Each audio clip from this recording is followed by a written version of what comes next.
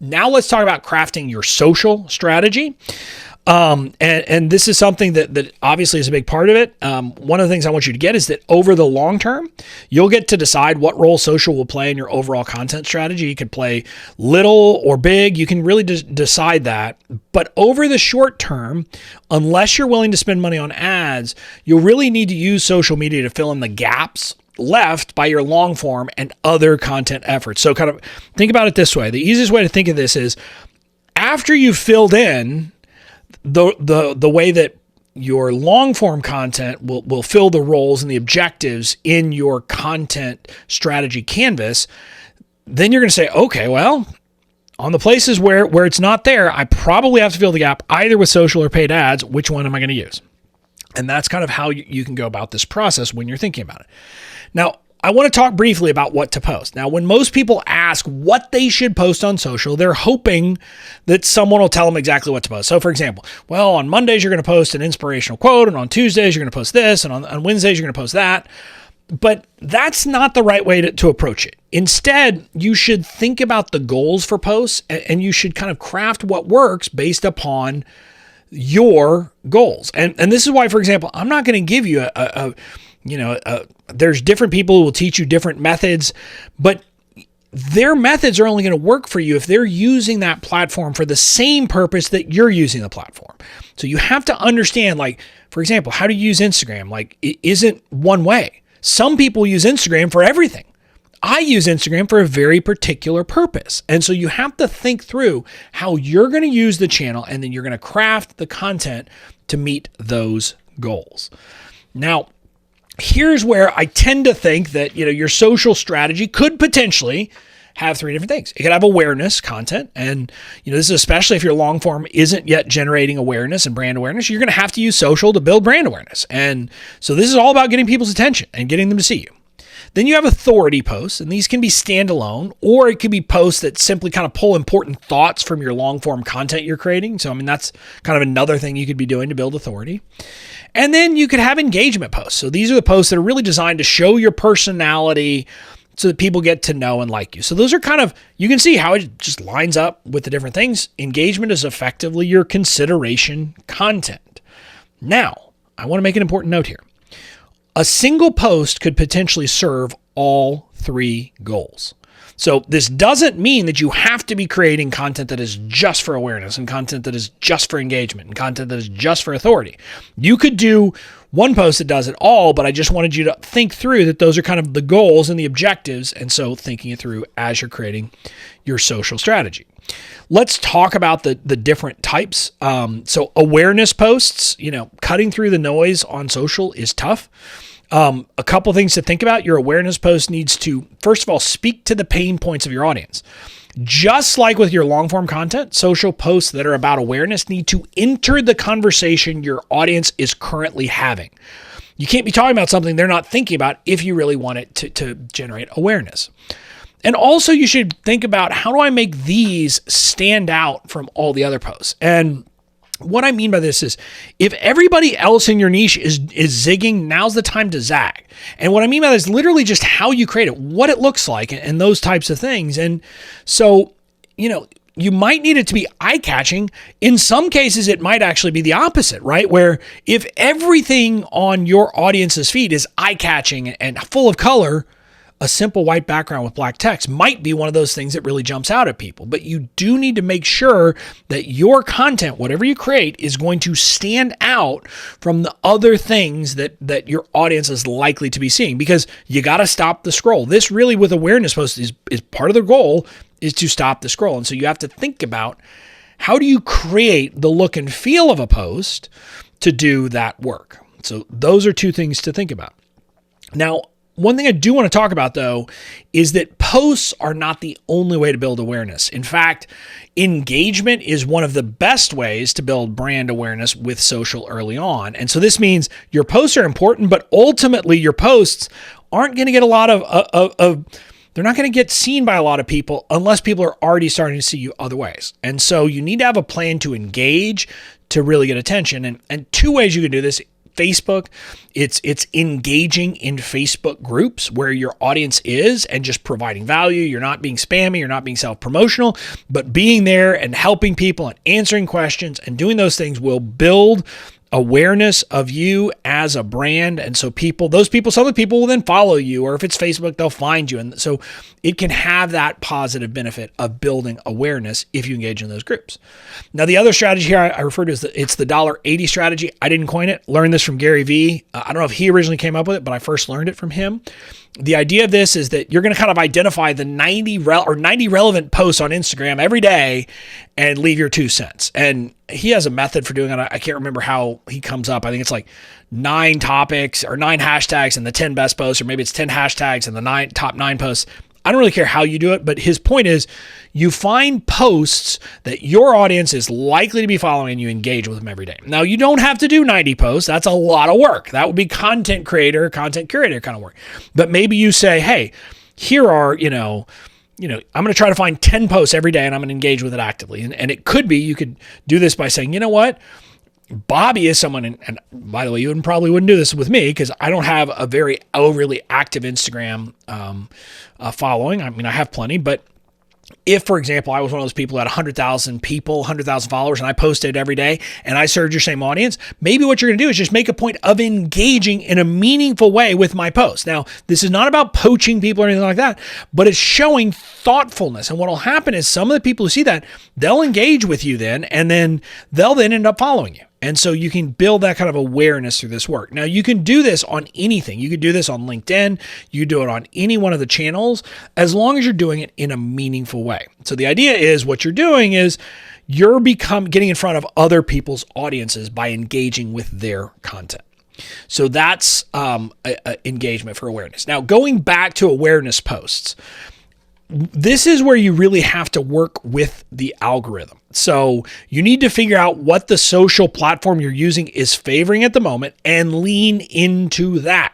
This will be ever changing. I can't give you evergreen advice here. Just understand, you need to understand if you're on Instagram, what is Instagram focusing on right now? And I use kind of the progression as an example. I mean, in the early days, it was the feed and hashtags. That's how you got attention. Then it became stories were the big thing. And a lot of people said, I don't even scroll the feed. I just look at stories. So, I mean, that was something. Then there was a brief moment where IGTV was a big thing. I mean, and the teaching was do Instagram Live and then turn it into an IGTV. And there was a lot of that happened. And they've kind of backed away from that. Right now, Reels is the big thing. They're obviously, TikTok is putting pressure on them. And so they're trying to do that. But the point of me telling you this is that if you're viewing Instagram as your primary form of engagement content right now because you don't yet have SEO or anything like that for your long form, you should think about doing Reels. Now, I don't do it because I have other ways to build awareness and I choose not to spend my time that way, but I need you to understand that this is a place where you have to play the game if you're trying to build awareness and provide the platform with what it wants. So that's what you have to think about. So now let's move out of the awareness and let's talk about authority posts. Now there's a couple ways you can do this. One is posts that are promoting your long form content. And so you should definitely be doing this. If you're creating long form content, you should be posting on social about it, right? Just tell people about it, etc. And that should really happen kind of all the time. Now, separately, you can do standalone authority posts, which are kind of meant to be like there's a couple ways you can do it. One of them is like, putting your stake in the ground about something or something like that, where you can really build some authority. What I want to kind of help you understand about these standalone authority posts is these are going to require you to write some longer captions. If it's Instagram, this is not going to be a short caption, or if it's Facebook, this is where you're going to write a value post. You're actually going to have to do the work of creating some real value here. And I wanted to show you a couple of examples. So this is an authority promo post. Literally, this was just a post we put out on Facebook that was promoting a piece of long-form content. We had 5 core elements you need to convert your target audience. It was a podcast, which we'd also created a blog for. And this is just a social post that we wrote for it. And the point was to promote it, to get people's attention, to see if people would go and click over. So that was the goal of this post. And it's an authority piece of content because it's really promoting our standalone long-form content. But here's the type of thing I'm doing now on Instagram for authority pieces. And you can see it's a white background, a quote card where I will have something bold. And this one, ethics is full of shades of gray. Hypocrisy is black and white. And then, I will always have a paragraph below it. For those of you who might be listening to this, this one says, we can certainly disagree about what makes for ethical marketing, but saying one thing and doing another is hypocrisy, plain and simple. The point of this is me taking a stand and pointing out things that I see in the industry, which I believe are wrong. And when I do this, I have that graphic, which is meant to really capture their attention, but then the caption goes deeper. The caption talks about these things. And in this particular one, I basically said, look, we can agree to disagree on lots of things about ethics, but, and I made various points of saying, but if you're going to tell me that you're most interested in serving your audience, you darn well better be starting and making decisions from the perspective of what's best for my audience, not what's going to make me the most money.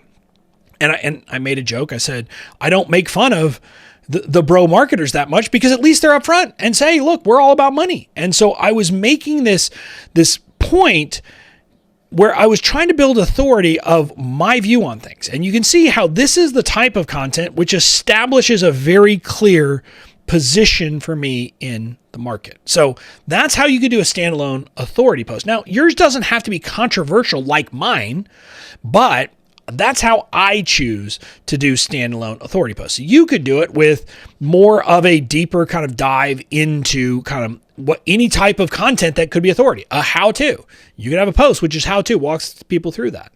But you see how you could start to do this and get and build my authority on social.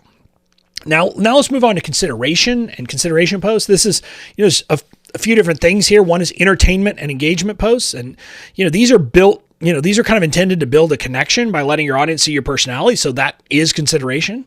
Now, if you choose to post kind of personal or family posts, those will be consideration posts. That's really all about building connection. So when you see people now, when you're scrolling the social medias and you see thought leaders posting pictures of themselves with their family or their dogs or anything like that, that is all about building a personal connection, which is consideration. It's so that you like them, so you want to buy from them. That's what the goal of those posts are.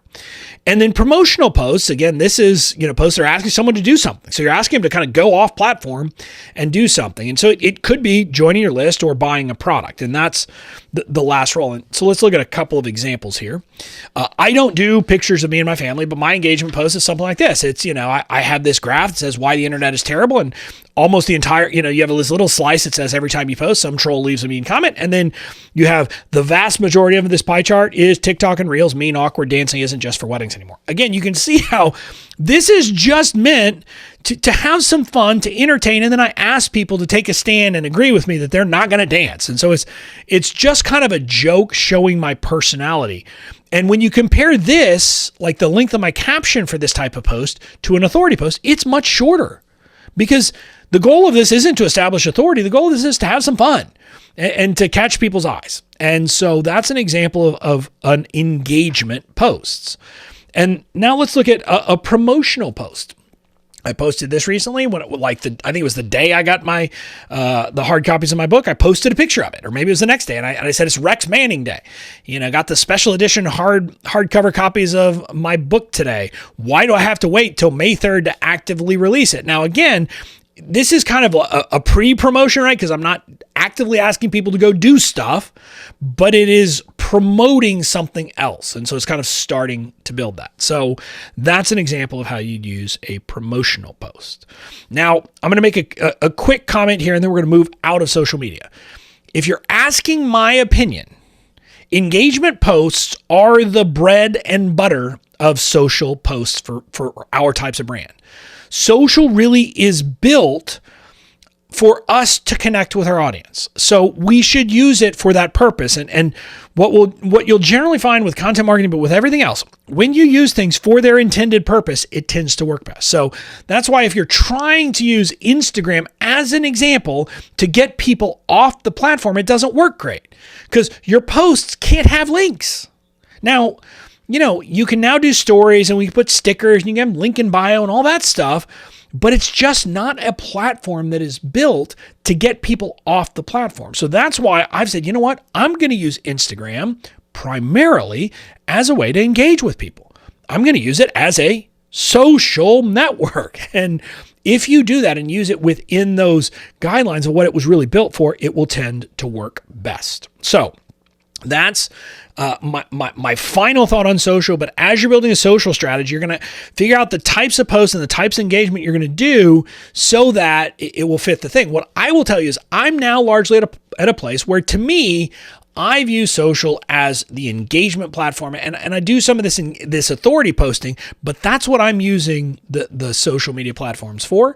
And I will use it as a first touch point for awareness, but using ads. I choose to use ads rather than spending my time creating reels because I have more money than time at this point. So I can spend $5 a day on ads promoting my Instagram posts and get the same kind of reach that I would have gotten by spending a couple hours creating the reels.